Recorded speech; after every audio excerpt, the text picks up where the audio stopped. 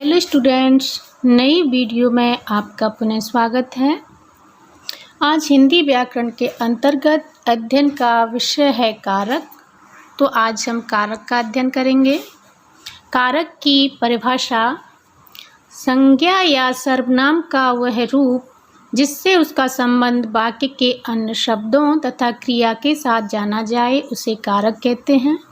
संस्कृत में कारक की परिभाषा है क्रिया जनकत्वम कारकम, यानी क्रिया जिसको संपादित करती है या क्रिया का जिससे साक्षात संबंध होता है उसे कारक कहते हैं। कारक को स्पष्ट करने के लिए संज्ञा अथवा सर्वनाम के साथ जो चिन्ह लगाए जाते हैं वे विभक्ति अथवा परसर्ग कहलाते हैं।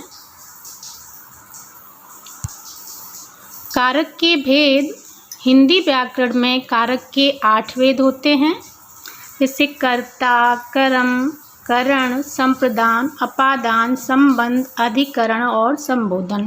लेकिन संस्कृत में जो होते हैं 6 कारक होते हैं, जिसमें कि हिंदी में जो 8 होते हैं उसमें से एक संबंध और संबोधन को नहीं गिना जाता है, यानी कर्ता, कर्म, करण, संप्रदान, अपादान, अधिकरण, ये 6 कारक होते हैं।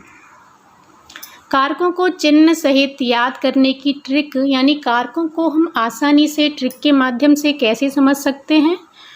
तो कर्ता ने को कर्म है, से करण बखान, संप्रदान के लिए अपादान से जान, काकी के संबंध में मैपे पर अधिकरण, हे अरे भो संबोधन, 8 कारक वर्णन। यानी 8 कारकों को हम इस ट्रिक के माध्यम से याद कर सकते हैं।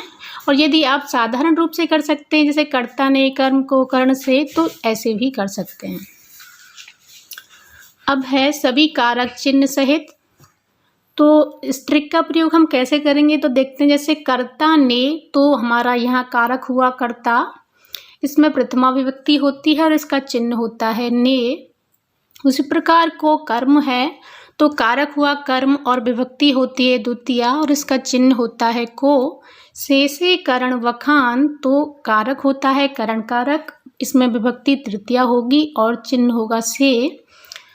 संप्रदान के लिए, तो संप्रदान कारक और इसमें चतुर्थी विभक्ति होती है और इसका चिन्ह होता है के लिए।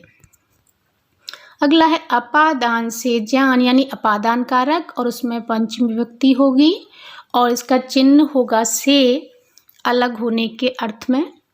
काकी के संबंध में, तो संबंध कारक में षष्ठी विभक्ति होगी और इसके चिन्ह होंगे काकी के। मैं पे पर अधिकरण, तो अधिकरण कारक में सप्तमी विभक्ति और मैं पर, ये इसके चिन्ह होते हैं।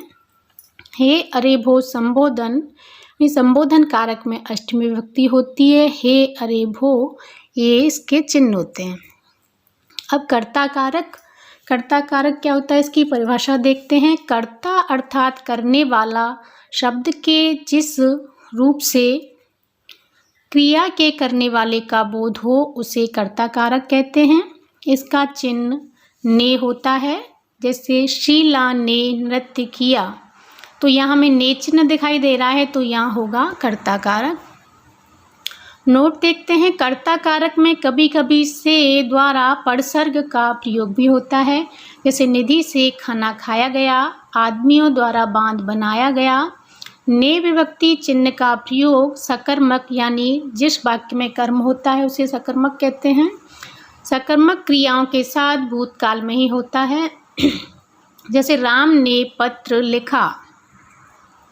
कर्म कारक, शब्द के जिस रूप पर क्रिया का फल पड़े उसे कर्म कारक कहते हैं। इसका चिन्ह को होता है और अधिकांशतः यह चिन्ह गुप्त रहता है, यानी छिपा रहता है। जैसे राम विद्यालय जाता है, तो हमें इसमें कोई भी चिन्ह नहीं दिखाई दे रहा है कि इसमें कौन सा कारक होगा।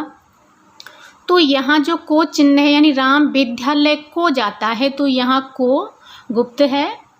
नोट देखते हैं। वाक्य में प्रयुक्त निर्जीव कर्म के साथ को चिन्ह नहीं लगता है, जैसे आकाश ने पत्र पढ़ा, तो यहाँ जो पत्र है निर्जीव है, तो यहाँ ने चिन्ह का प्रयोग लगा है, यानी इसका जो होगा आकाश ने पत्र को पढ़ा, तो यहाँ को चिन्ह होने के कारण यहाँ होगा कर्म कारक जो कि गुप्त है।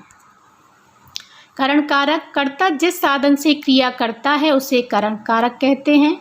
इसका चिन्ह से होता है जो सहायता या के द्वारा के भाग को प्रदर्शित करता है। जैसे राम ने रावण को बाण से मारा, तो राम ने जो रावण को मारा है इसमें सहायक का कार्य किया है, बाण ने, यानी बाण के माध्यम से मारा है, तो यहाँ करण कारक होगा। मैं कलम से लिखता हूँ, तो यहाँ लेखनी का कार्य कर रही है कलम, यानी कलम से, तो यहाँ भी करण कारक होगा। संप्रदान कारक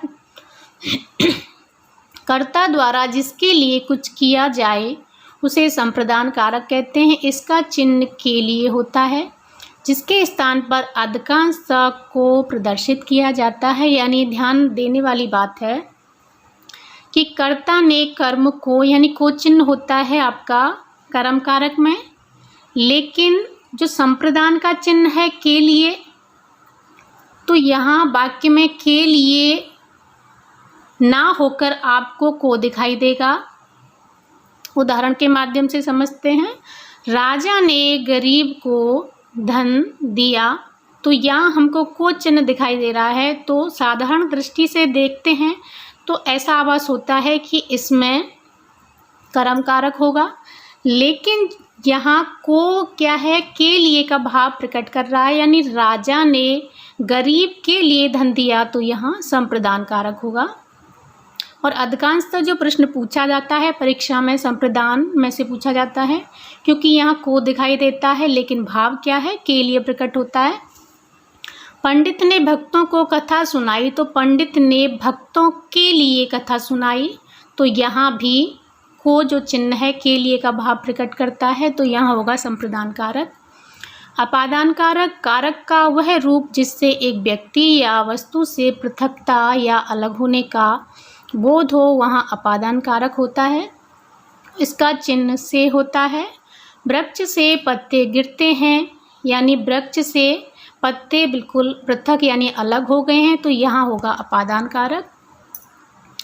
अब नोट देखते हैं। जिन शब्दों से तुलना करने, भय लगने, गिरने का बोध हो, वहाँ भी अपादान कारक होता है। जैसे रवि सुरेश से अच्छा है, तो यहाँ तुलना की जा रही है, तो क्या होगा, यहाँ अपादान कारक होगा। वह कुत्ते से डरता है, यानी भी धातु के युग में पंचमी व्यक्ति का प्रयोग किया जाता है, यानी भय जहाँ भी दिखाई देता है तो वह कुत्ते से क्या हो रहा है, डर रहा है, तो यहाँ भी आपकी पंचमी व्यक्ति होगी जिसमें कि अपादान कारक प्रयुक्त होगा। अब एक करण कारक और अपादान कारक में अंतर, यानी करण कारक का जो चिन्ह होता है वो से होता है और अपादान कारक का भी से होता है, तो हम कैसे पहचानेंगे कि करण कारक है या अपादान कारक है। तो करण कारक में से विभक्ति चिन्ह द्वारा क्रिया संपन्न होती है, परंतु अपादान कारक में अलग होने का भाव व्यक्त होता है। जैसे करण कारक में देखते हैं, अनिल पेन से लिखता है, तो यहाँ लेखन में जो सहायक का कार्य कौन कर रही है, लेखनी यानी पेन, तो यहाँ आपका करण कारक होगा। राम साइकिल से गिर गया, तो राम साइकिल से अलग हो गया, गिर के अलग हुआ है, यानी पृथकता का भाव है, तो यहाँ अपादान कारक होगा।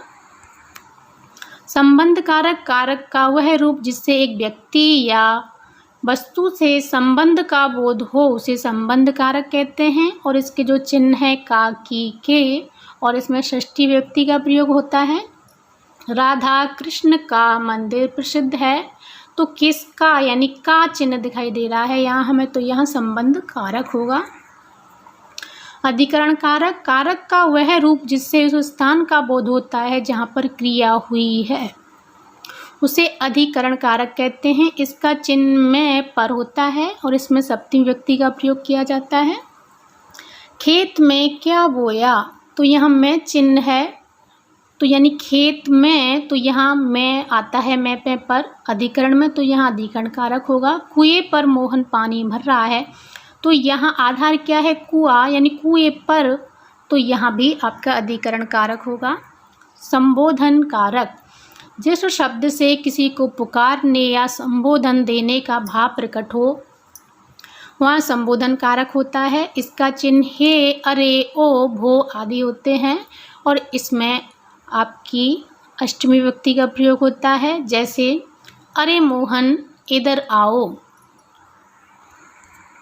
Thank you.